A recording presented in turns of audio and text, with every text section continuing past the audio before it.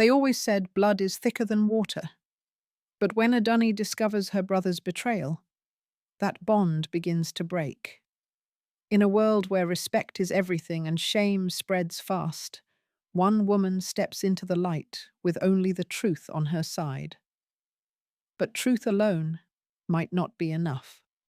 The sun had barely dipped behind the rolling hills of Abeokuta, casting a golden hue over the landscape, when Adunni found herself sitting alone, once again, on the worn-out fabric chair in the corner of the family living room. The room was silent, save for the rhythmic ticking of an old clock, its hands seeming to mock the passage of time she felt so keenly. "Adunni!" her older brother, Kunle, called out as he entered the room. His voice held an edge, a tone that suggested mischief or trouble. She couldn't quite tell which. "What is it?" Adunni asked, trying to keep her voice even, though she sensed something was amiss.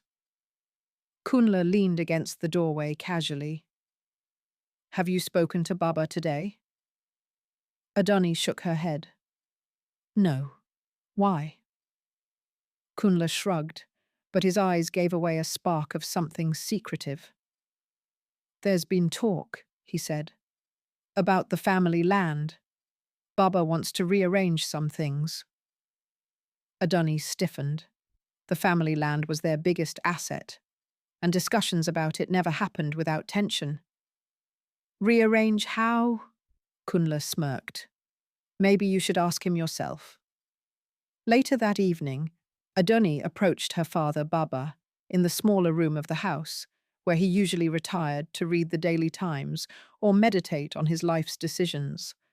His eyes flicked to hers as she entered. "Baba," Adunni began, her voice faltering at the last moment. "Kunle mentioned something about the land. Is something happening?" Baba cleared his throat. "Ah, Adunni. There's been a small change," he said finally, folding his newspaper. His words seemed carefully chosen. "What kind of change?" His gaze was steady. "We've decided that for the time being, Kunle will handle the property matters.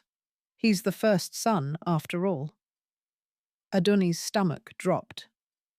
"But Baba, didn't we agree that all siblings would manage the land together?"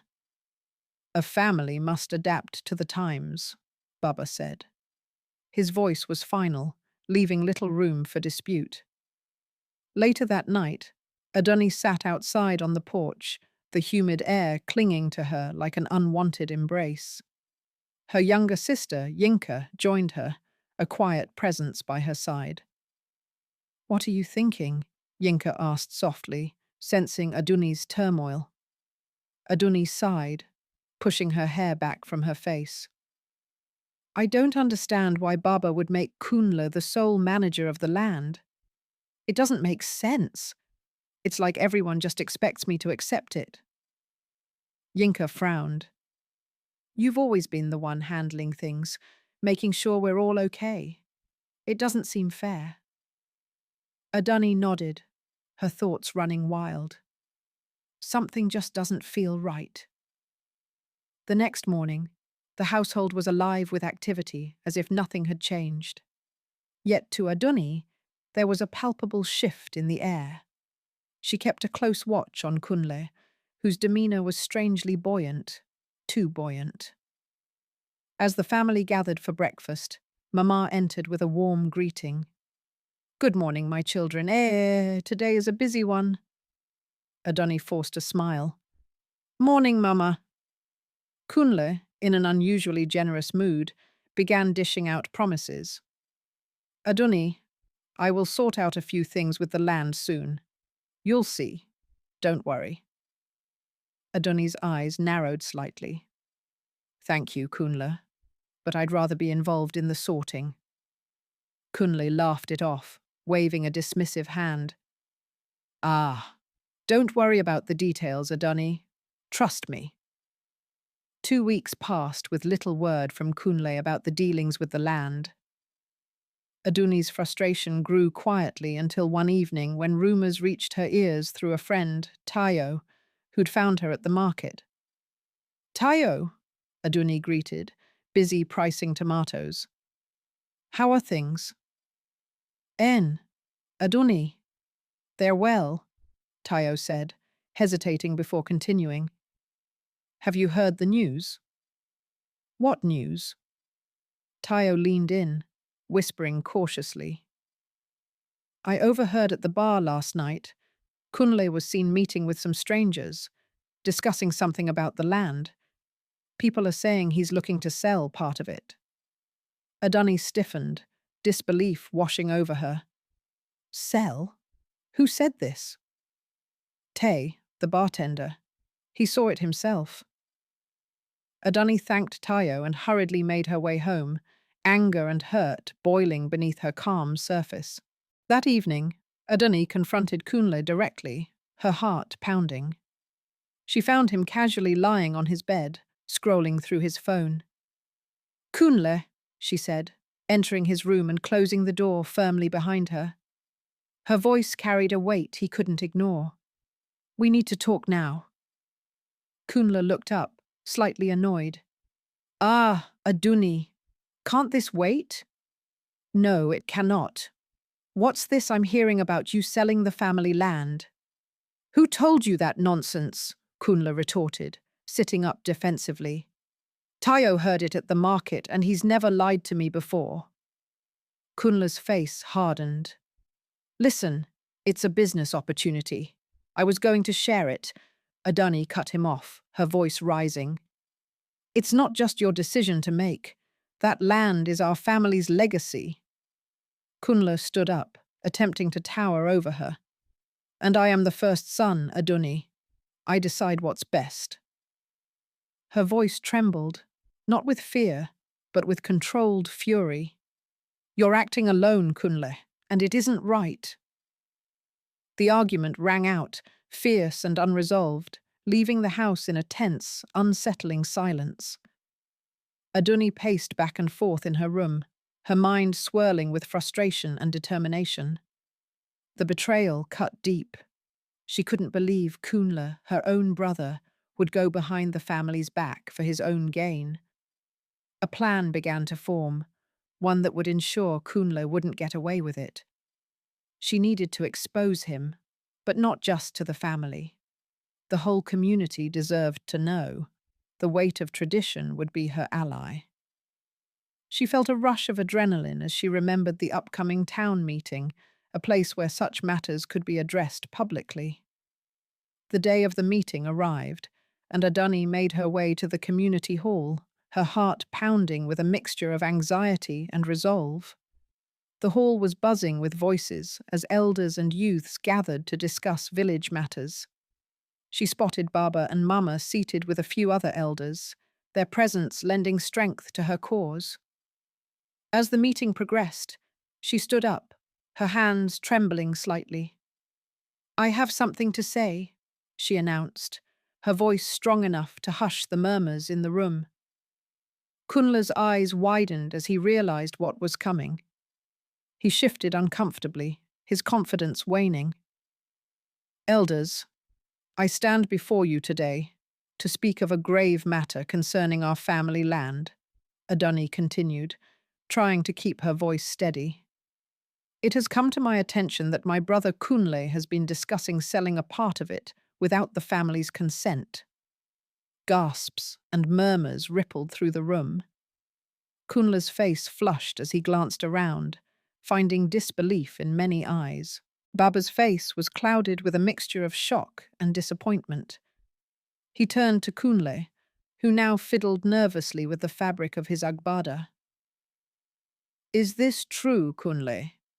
Baba asked gravely. Kunle hesitated, the weight of the situation crushing down on him. I thought I was doing what was best for the family, he stammered. For the family or yourself? Mama's voice cut through, her tone sharper than usual. Adunni watched her brother's facade crumble under the judging silence. She felt a flicker of satisfaction, but it was mingled with the unsettling reality of having betrayed her brother herself. The judgment was swift. The elders decreed that no decisions about the land be made without full family consensus from now on. Kunle was tasked with mending the rift he had caused, and to make it right with the community. After the meeting, Kunle approached Adunni in the quiet of the gathering dusk. His usual bravado was gone, replaced by a somber shadow. "I didn't want this to happen, Adunni," he admitted, his voice carrying the weight of his regret. "I was blind, thinking I could handle everything by myself." Adunni crossed her arms, her anger still simmering. "You put us all at risk, Kunle. For what? Money? Power?" "At first I thought it was to prove myself," Kunle confessed, his eyes full of regret. "But now I see how wrong I was. I am truly sorry." That night, Adunni lay awake, torn between the satisfaction of having achieved her goal and the lingering bitterness towards her brother. Her mind was a turbulent sea of what-ifs. Her thoughts wandered back to her mother's words during a church service not so long ago, where she spoke of forgiveness and letting go. Could forgiveness be the answer here, even when her heart still ached from the betrayal? At dawn, Adunni sat up in bed, her mind clearer. She remembered how her father often turned to God in times of trouble. It was time to stop carrying the burden alone. Downstairs, she found Mama in the kitchen, preparing breakfast. "Mama, can we pray together?" Adunni asked, her voice soft yet earnest. Mama stopped her task, looking up with a knowing smile. Without a word, she set down her utensils and joined Adunni in the living room, their hands clasped together. As they prayed, Adunni poured out her heart, her frustration with Kunle, her fears for the family, and her desire for peace. Mama's calm voice joined hers, praying for understanding and unity. When they finished, Adunni felt a lightness she hadn't expected. The anger had not vanished, but something else had taken root. Hope. Later that day, Adunni found Kunle under the shade of the mango tree, where he often went to think. She approached him slowly, her heart a mix of hesitance and determination. "Kunle," she called, gaining his attention. "I want us to find a way forward." He sighed, eyes meeting hers with a glimmer of hope. "I want that too, Adunni. I really do." Adunni took a deep breath. "Let's work together this time. All of us. The land is more than just soil. It's our heritage, our story." Kunle nodded, understanding dawning upon him. "I see that now. I want to make it right, not just with you, but with everyone." The reconciliation wasn't instantaneous, but it was a start. Together they approached Baba, their united front a silent testament to the power of grace and redemption. Baba listened to their plan to manage the land collectively, his stern expression melting into a small smile. "This is what I hoped for," he said softly. "You two standing together. It's what we've always wanted for our family." As days turned into weeks, the family worked to heal the rift. While scars remained, they found strength in each other and in their shared belief that Christ could mend what revenge had nearly torn apart. Adunni, now more at peace, spent mornings at the local chapel, letting the words of God guide her. The bitterness had been replaced with a burgeoning sense of purpose. One day, in the chapel's quietude, a passage from Corinthians resonated deeply within her, about love and forgiveness. It was at that moment she realized letting go of revenge didn't mean weakness. It meant choosing God's strength over her own. Kunle, now by her side more often, also began to change. He renewed his commitment not just to the land, but to his family and community, proving that change was indeed possible through faith. At a Sunday service, Adunni stood before the congregation, sharing her testimony. She spoke not of a family divided, but of one finding its way back together, led by love and bound by grace. Revenge brought strife, she concluded with conviction. But it was through Christ that we found our way to forgiveness and true strength. As she spoke, the words seemed to echo in Kunla's heart, healing wounds he hadn't known were there. They were simple words, but they carried the power of a forgiver's journey, one step at a time, towards something greater than any plan for revenge. His eyes met Adunni's, gratitude and understanding passing between them, a silent promise of the new path they would walk together.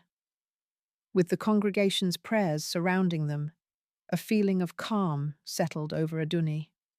The road ahead might still be rocky, but the choice she made, to seek peace and rely on Christ, would carry her through.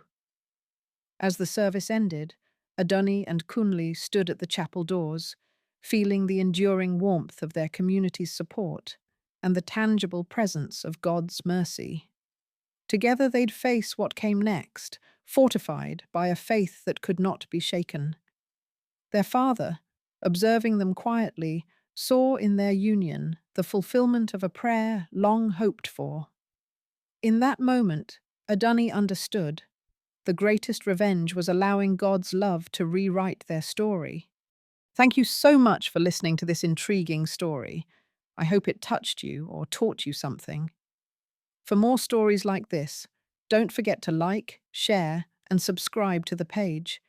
And guys, if you'd like to see a part 2, or you have thoughts on what happened, let me know in the comments below. I'd love to hear from you. See you in the next story.